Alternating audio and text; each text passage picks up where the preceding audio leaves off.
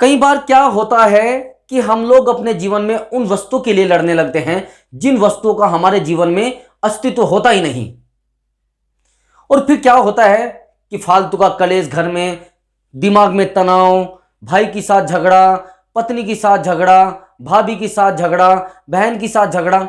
ये झगड़े एक दिन ऐसा विकराल रूप धारण कर लेते हैं कि हम लोग शांत रहने की बजाय अशांत हो जाते हैं।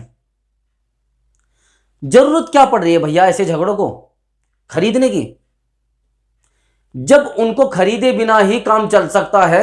अपने घर में खरीद के झगड़े लाने की आवश्यकता क्या पड़ रही है?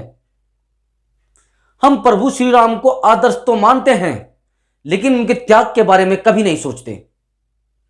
क्या उन्होंने कभी अपने भाई से हिस्सा मांगा है?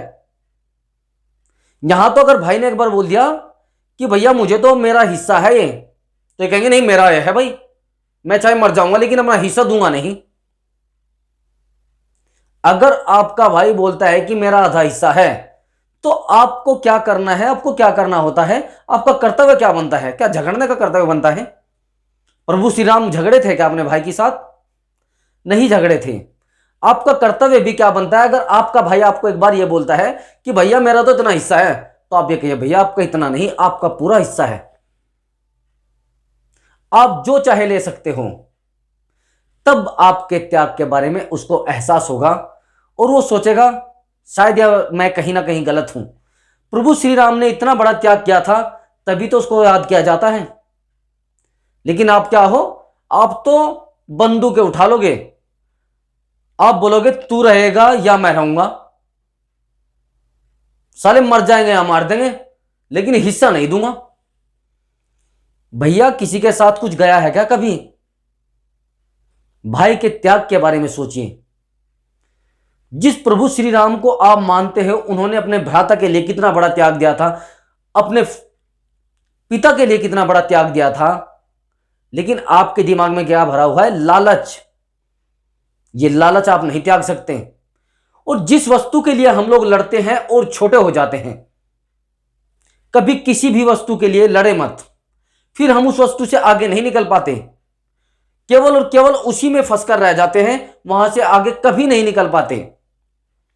आप समझिए, अगर प्रभु श्री राम उस राज के लिए लड़ते, उस राज्य के लिए लड़ते और ये कहते भैया मेरा हिस्सा है, मैं नहीं जाने दूंगा चाहे कुछ भी हो जाए, मैं तो यहीं मरूंगा यहीं जीऊंगा लेकिन अपना हिस्सा लूंगा, बताइए क्या वो एक केवल और केवल उस समय एक राजा बनकर रह जाते हैं?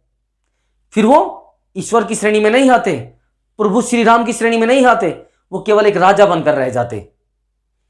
इसलिए अगर आप छोटी छोटी वस्तुओं के लिए, छोटी छोटी बातों के लिए झगड़ोगे, तो आपकी एनर्जी एक महानतम लक्ष्य के लिए एनर्जी वेस्ट ना होके एक छोटे से लक्ष्य के लिए आपकी एनर्जी वेस्ट हो जाएगी। कई बार ऐसा भी हो सकता है, अगर आप अपने भ्राता के, अपने भाई के लिए अपने भाई के साथ अपने हिस्से के लिए लड़े, तो ऐसा भी हो जाता है कई बार झगड़ों में मौत भी हो जाती है, सर फूट जाते हैं। तो क्या आपको लोग याद करेंगे? नहीं, आपको केवल और केवल एक लालची व्यक्ति के नाम से याद किया जाएगा। फिर क्या होगा? आपको जीवन में सुकून कहीं नहीं मिल पाएगा। कई बार तो क्या होता है, हम लोग छोटी छोटी बातों के लिए इतने बड़े झगड़े अपने भाइयों से कर लेते हैं, अपनी बहनों से कर लेते हैं कि हम लोग सुकून से नहीं रह पाते। उन त्याग के बारे में सोचिए। जिन लोगों ने त्याग किया है, उन्होंने एक बड़ा लक्ष्य हासिल किया है। यही कारण होता है उन छोटी वस्तुओं के लिए ना लड़ना, जो वस्तु हमारे जीवन में मायने नहीं रखती। आप एक बड़ा लक्ष्य निर्धारित कीजिए और जो आपसे झगड़ रहा है किसी चीज के लिए, उसको कहिए लीजिए, ले जा भाई, मैं नहीं इस चीज को लूंगा। वस्तु पर झगड़ा करने का जो लालच होता है, उसको त्यागना पड़ेगा आपको। अभी देख लीजिए, हमारे देश के माननीय प्रधानमंत्री श्री नरेंद्र मोदी जी हैं। अगर उनके अंदर परिवार का लालच होता, भाई का लालच होता, क्या इतने बड़े लक्ष्य को वो हासिल कर पाते? वो केवल और केवल एक परिवार में सिमट कर रह जाते। फिर वो इस देश का भार नहीं संभाल पाते। 130 करोड़ जनसंख्या का भार नहीं संभाल पाते। वो एक छोटे से परिवार में सिमट कर रह जाते। उन्होंने त्याग किया और एक इतने बड़े लक्ष्य को हासिल किया। समझ रहे हो आप मेरी बात को?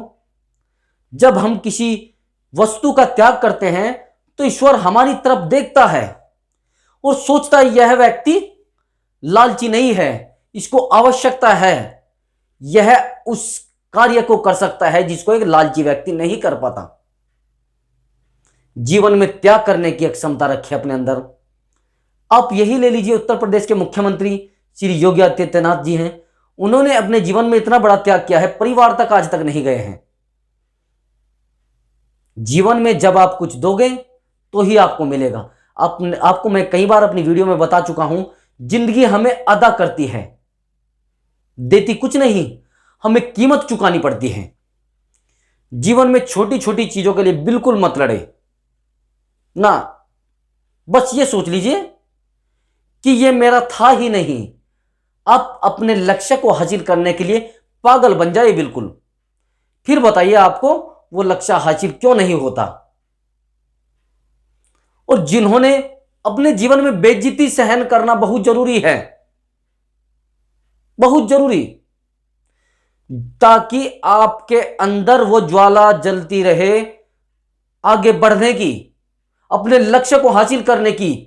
जिन लोगों ने आपको नाकारा समझा था, जिन लोगों ने आपको पागल समझा था, उन लोगों को दिखाना है आपको कि मैं नाकारा नहीं हूं।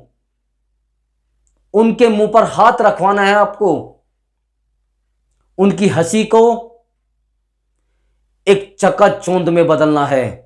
उनको दिखना चाहिए कि जिस व्यक्ति के ऊपर हम लोग हंस रहे थे वो व्यक्ति हंसने का पात्र नहीं है, वो तो ताली बजाने का पात्र है। हमें उसके लिए तालियां बजानी चाहिए। अगर आपको हमारी वीडियो अच्छी लगती हो तो वीडियो को लाइक करें और चैनल को सब्सक्राइब करें, ताकि मैं आपके लिए अच्छे से अच्छी वीडियो लेकर आऊं। जय हिंद, वंदे मातरम।